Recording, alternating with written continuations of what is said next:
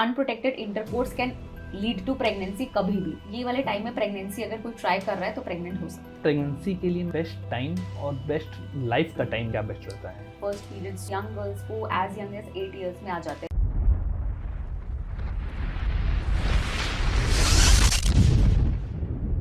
Ma'am हम लोग sexual education पर हम लोग बात नहीं करते हैं और इसकी वजह होती है कि कई बार होता है कि अनवांटेड प्रेगनेंसी हो जाती है, तो उसमें ऐसे केसेस में क्या करना चाहिए? नहीं, सेक्सुअल हेल्थ की बात करनी चाहिए ताकि अनवांटेड प्रेगनेंसी ना हो। बिकॉज ये ऐसी चीज़ है जो घर में कोई नहीं बताता है, क्योंकि हमारा सोसाइटी वैसा नहीं है कि ये सारी बातें आप किसी से शेयर करो। लोग आपस में एक दूसरे से नहीं बताते, अपने फ्रेंड्स से नहीं बताते हैं, किसी से नहीं बताना चाहते, क्योंकि लोगों को लगता है कि हमें जज किया जाएगा या ऐसे सोचेंगे है कैसे कैसे ये लोग बातें करते हैं। तो sexual health is very important. इसकी वजह से इतनी अनवांटेड प्रेगनेंसीज होती हैं और डॉक्टर के पास जाने में शर्माते हैं, किसी को बताने में शर्माते हैं, गूगल इस्तेमाल करते हैं जिसमें कि एब्सर्ड चीजें बताई रहती हैं आपको। वो चीजें प्लीज कोई घर में बिल्कुल ट्राई ना करे। वो पानी पीना, पपीता खाना, जीरा अजवाइन खाना, इन सब से टर्मिनेशन नहीं होता है। ऊपर से जाके मेडिकल स्टोर से जाकर के दवाई खा लेते हैं। मेडिकल स्टोर वाले को नहीं पता है कि कैसे उसे सही तरीके से खाया जाता है। बहुत बार वो प्रेगनेंसी टर्मिनेट नहीं होती या उसके बहुत कॉम्प्लिकेशंस भी होते हैं। तो जो पेशेंट उन सब चीज़ों में फंस जाते हैं तो बहुत दिक्कत हो सकती है आगे चलके। मैम लीगल तौर पर बात की जाए, चूंकि प्रेगनेंसी को लेकर कुछ लीगल है, तो कितने वीक्स तक के अबॉर्शन कराना लीगल है? सी वीक्स तो काफी देर, मतलब लेट प्रेगनेंसी भी आप अबॉर्ट करा सकते हैं, बट उसके इंडिकेशंस अलग अलग हैं। ठीक है, अप टू 12 वीक्स जो होता है वन गायनेकोलॉजिस्ट की इंडिकेशन अगर बता दे तो हो सकता है। अप टू 20 वीक्स फिर 2 गायनेकोलॉजिस्ट चाहिए। तो उस अलग अलग इंडिकेशंस रहते हैं कि आप कब टर्मिनेट करा सकते हो। लेट अगर टर्मिनेट करा रहे हो तब अगर मदर की हेल्थ को या फीटस की हेल्थ को कोई दिक्कत है तो। मैम इसको लेके क्या किसी और फैमिली के कंसेंट की जरूरत होती है? क्योंकि कई बार होता है कि अनमैरिड कपल्स हैं, उनमें वो लोग आपस में इन्वॉल्व हुए और फीमेल प्रेग्नेंट हो गई, तो कई बार होता है उसको उसकी वजह से वो खुद से अपने आप ट्राई करती हैं। और जो आपने कहा कि गूगल की फिर वो राय लेते हैं, घर में डिस्कस नहीं करते हैं, डॉक्टर के पास जाने से इसलिए डरते हैं कि डॉक्टर के पास जाएंगे तो कहीं फैमिली कंसल्ट या और अन्य चीजें बताएंगे। तो क्या ये चीजें मैंडेटरी हैं? सी अबॉर्शन जो है वो लीगल प्रोसीजर है इंडिया में। किसी की कंसेंट नहीं चाहिए, बस जो पेशेंट है उसकी कंसेंट चाहिए होती है। पार्टनर, बॉयफ्रेंड, हस्बैंड, किसी की कंसेंट नहीं चाहिए होती, अपनी कंसेंट चाहिए होती है बस। तो इसीलिए सारे जो यंग कपल्स आते हैं मेरे पास, बहुत मतलब 70% of the patients young couples होते हैं जो कि ये वाली प्रॉब्लम से गुजर रहे होते हैं। तो इस चीज में आपको बिल्कुल ये नहीं सोचना है कि अपने आप मेडिसिन ले लिया या अपने आप खा लिया, अपने आप ट्राई कर लिया कुछ भी, क्योंकि बहुत रिस्की होती है ये सारी चीजें। तो आप ये छुपाने के चक्कर में कि प्रेगनेंसी है, उसके चक्कर में आपकी लाइफ पे भी खतरा पड़ता है। कॉन्ट्रासेप्टिव जो पिल्स आती हैं मैम, क्या ये इफेक्टिव 100% होती हैं? कॉन्ट्रासेप्टिव पिल्स, हाँ, मतलब 100% तो नहीं, बट मतलब नॉट एग्जैक्टली 100%, बट हाँ कॉन्ट्रासेप्टिव पिल्स अगर आपने सही तरीके से लिए तो वो अच्छे से इफेक्टिव होगी। बट उसको लेने का तरीका भी होता है। ऐसे आप अपने मन से कभी स्टार्ट कर दिया कभी स्टॉप कर दिया, वैसे नहीं होता है। उसे एक तरीके से लिया जाता है जो आपको डॉक्टर एडवाइस करेगा जब भी आप जाओ उनसे कंसल्ट करने के लिए। मैम 72 घंटे के अंदर वैसे कहते हैं कि इसको पिल्स को ये लेनी चाहिए, लेकिन अगर 72 घंटे से अधिक का समय हो गया उसके बाद लेते हैं? ये मिसनोमर है कि 72 घंटे के अंदर, जितना जल्दी ले लिया उतना अच्छा है वो। ठीक है, ऐसा एडवर्टाइजमेंट में दिखाता है कि 72 घंटे के अंदर लीजिए, तो लोग क्या करते हैं उसको डिले कर देते हैं, सोचते हैं अभी तो अपन के पास टाइम है।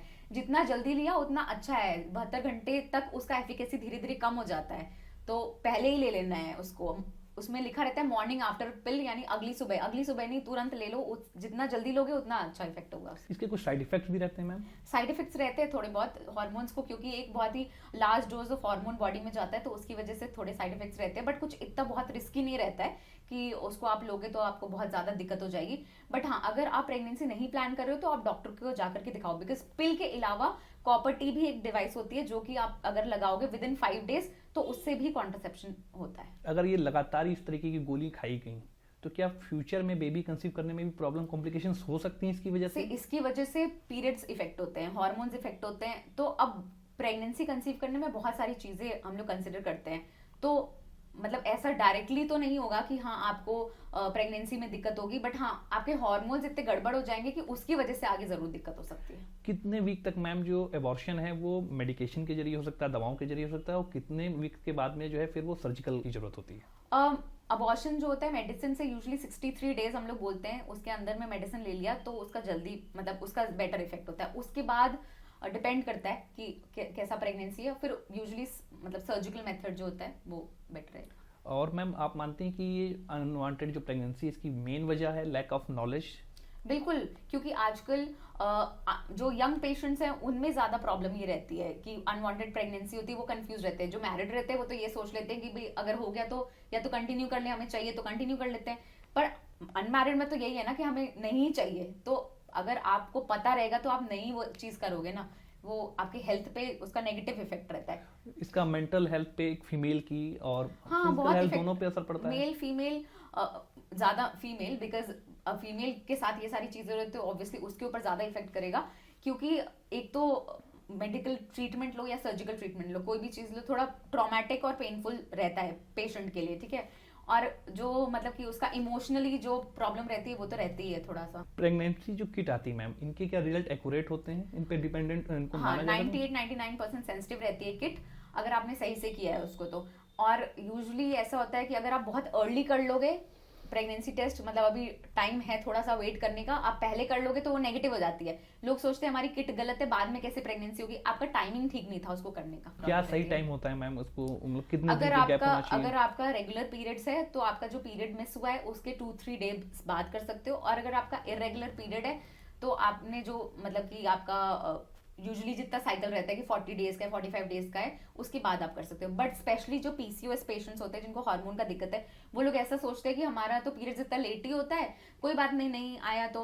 बट उनको प्रेगनेंसी कंसीव हो जाती है और वो लोग इस चीज को कंसिडर नहीं करते, सोचते हैं वो तो ऐसे ही नहीं आया था पीरियड। पीरियड साइकिल मिस के अलावा और कौन से सिम्टम्स है मैम प्रेगनेंसी के? मेन तो है कि आपके पीरियड मिस होने चाहिए। पीरियड मिस हो गए तो आप किट टेस्ट करिए। किट टेस्ट में पॉजिटिव आया, पॉजिटिव मतलब ये नहीं कि हल्की लाइन, डार्क लाइन, उससे आप मतलब मत रखिए। लाइन आई तो आप डॉक्टर को दिखाइए, ठीक है। फिर अल्ट्रासाउंड हो सकते हैं। सिम्टम्स में बेसिकली कई बार लोगों को नॉजिया, वॉमिटिंग हो सकता है, पर जरूरी नहीं कि सबको हो, ठीक है। थोड़ा सा चक्कर आना, फटीग रहना, ये सारी चीजें हो सकती है। यूरिन ज्यादा हो जाना, वजाइनल डिस्चार्ज चेंज हो जाना, ये सब चीजें रह सकती है।